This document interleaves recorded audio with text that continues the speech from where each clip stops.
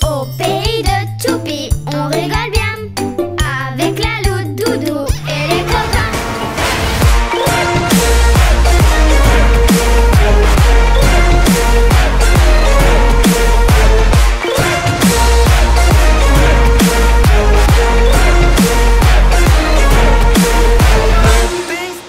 Ça va?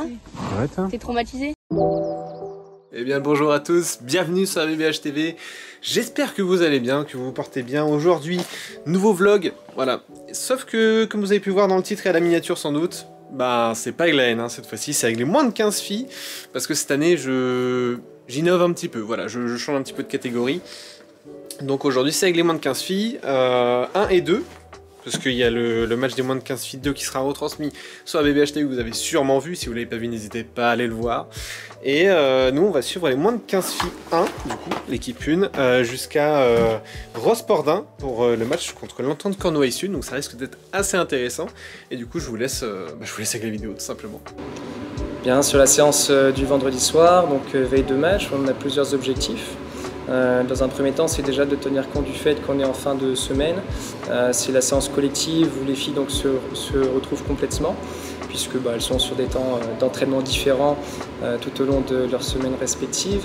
Donc l'idée, c'est de renforcer à cette occasion-là l'aspect cohésion et donc du coup systématiquement de se mettre dedans au travers d'un petit jeu d'échauffement, notamment sur le fait, voilà, je prends l'exemple donc de la situation, enfin de la séance de ce soir. On est en veille de match que l'on joue donc demain contre l'Entente Cornouailles-Sud. On avait joué contre ce groupe-là il y a quelques semaines. Le match était filmé, donc ça nous a permis de relever quelques aspects qui nous semblent très importants à utiliser dans la stratégie demain et dans le rapport de force et dans cette confrontation. Donc l'idée de cette séance, c'est de travailler sur certains repères qui sont donnés, qui visent à travailler ça, de telle sorte que les filles, quand le match commence, enfin avant même que le match ne se lance, quand les consignes sont données, qu'elles puissent reconnaître ça, être en capacité d'utiliser ces actions et ce qui est travaillé de façon la plus juste possible pour poser un maximum de problèmes à cette équipe. Elle est paparazzi là. Arrêtez.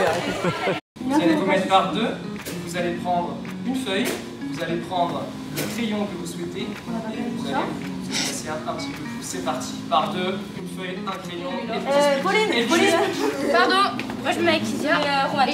Allez. La thématique du jour, au fil de ces séquences que je vais laisser diffuser, s'enchaîner, c'est que vous allez devoir être observatrice attentive sur les faiblesses que nous pourrons exploiter dans le jeu de l'Entente Cornouailles-Sud. Faiblesse offensive, faiblesse défensive, il y a des situations offensives, des situations défensives, des situations de montée de balle. L'idée c'est que je vais passer le montage 2 fois. Entre les 2 fois et après la deuxième fois, vous avez un temps de mise en commun par 2, par 3, pour vraiment affiner ce que vous avez pu lire, ce qui vous a marqué, ce qui selon vous et la culture que vous avez aujourd'hui en balistique pourrait être utilisé demain dans la stratégie de ce match. Donc l'idée c'est d'identifier des problématiques de nos adversaires, de partir de leur façon de défendre. Est-ce qu'elles sont plutôt sur une défense étagée? Est-ce qu'elles sont plutôt sur une 0-6? Bon, c'est véritablement de partir de leur comportement, de leurs actions, et puis d'essayer de construire un peu de stratégie à ce sujet-là, et d'induire surtout une forme de culture au travers de nos moins de 15 filles.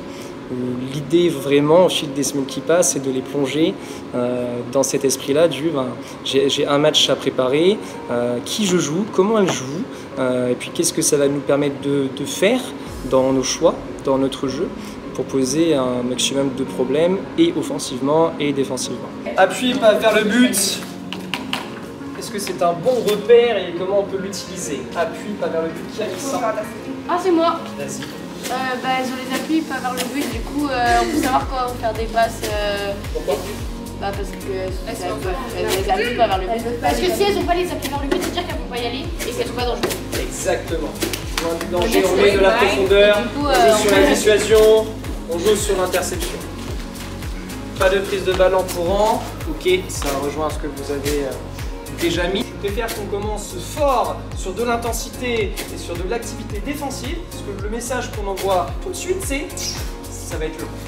Course plus duel, course plus duel. Il y a un nombre de situations incalculables où très vite, sur une course, sur un duel, sur un décalage, vous étiez tout de suite capable d'aller vers le but.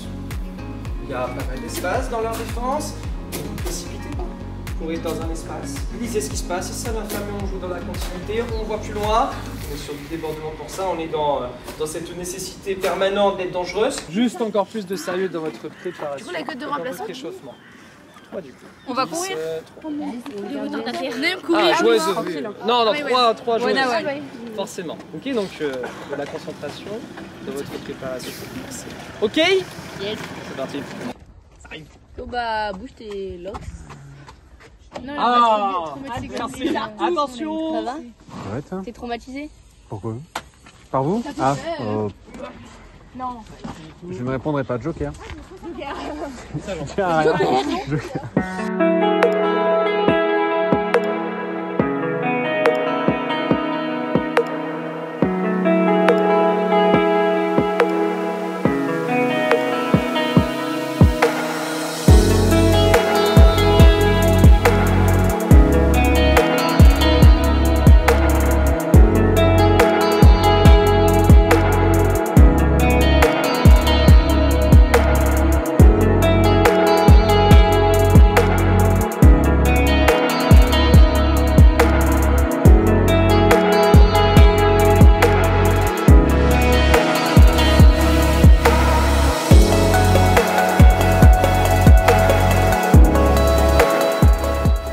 Deuxième possibilité, mettre le temps fort directement autour de la pivot. Comme elles sont passées en bas, on a la nécessité aussi de la mettre 3.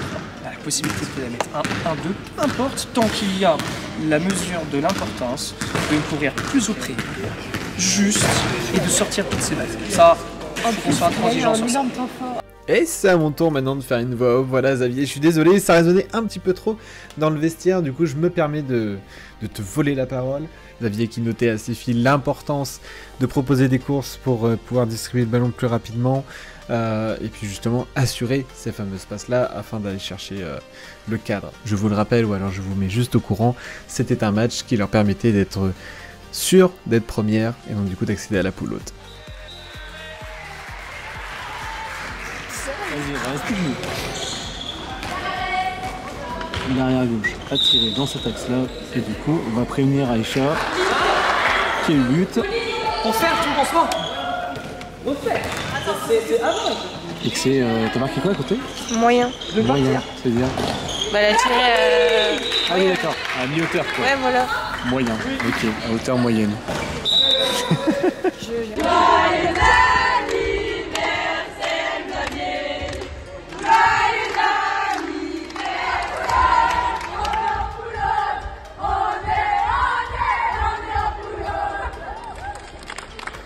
Allez, le match est fini et on se dirige tout droit vers le McDo pour récompenser les filles. Bon, je pense que même malgré la défaite, on serait quand même allé, parce qu'on avait tous faim de McDo, honnêtement.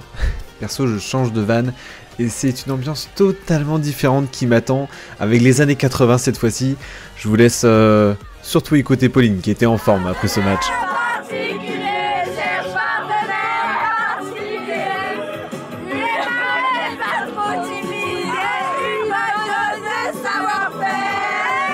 J'ai perdu ma voix. Ah oui.